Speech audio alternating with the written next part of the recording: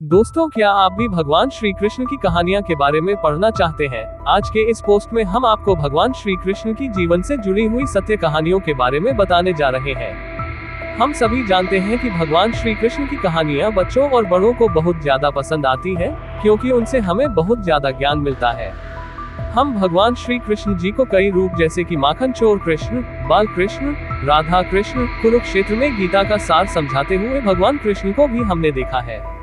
तो दोस्तों, आज के इस पोस्ट में हम आपको भगवान श्री कृष्ण जी की बचपन से लेकर बड़े होने तक की कहानियों के बारे में जानकारी शेयर करने जा रहे हैं। ऐसा भी हो सकता है इनमें से कुछ कहानियां ऐसी भी होंगी जो आपने अपने माता पिता या दादा दादी से बचपन में सुनी होंगी। तो चलो दोस्तों, अब हम शुरू करते हैं।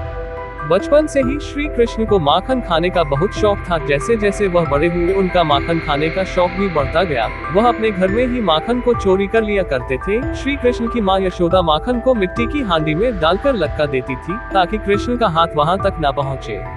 लेकिन श्री कृष्णा और उसके दोस्त हार मानने वाले नहीं थे। एक दिन यशोदा माँ माखन को मिट्टी की हांडी में डालकर लटका कर चली गई। फिर श्री कृष्णा और उनके दोस्तों ने मिलकर युगत लगाए और एक दूसरे के ऊपर चढ़ते हुए कृष्णा माखन की हांडी तक पहुँच गए। उन्होंने माखन की हांडी तोड़ दी और सारा माखन खा गए।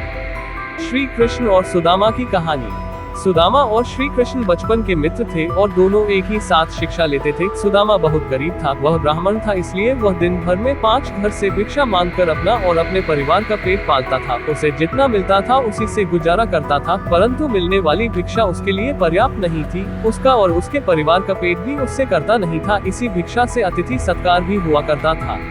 सुदामा की पत्नी को यह मालूम था कि सुदामा और श्री कृष्ण दोनों मित्र हैं। श्री कृष्ण द्वारका के महाराजा है, अगर सुदामा उनसे सहायता मांगेगा तो कभी भी ना नहीं करेंगे। इसलिए सुदामा की पत्नी ने सुदामा को बहुत बार श्री कृष्ण के पास द्वारका जाने के लिए कहा, परंतु सुदामा हर बार मना कर देता था। परंतु बहुत ज्यादा पर्यटन करने के बाद सुदामा मान जाता है और वह द्वारका के लिए निकल जाता है। उस समय उसके पास कोई साधन नहीं था, वह अपने पैरों पर चलता हुआ द्वारका की ओर बढ़ रहा था। वह संकोच और लज्जा से भरा हुआ द्वारका की ओर निकल पड़ा।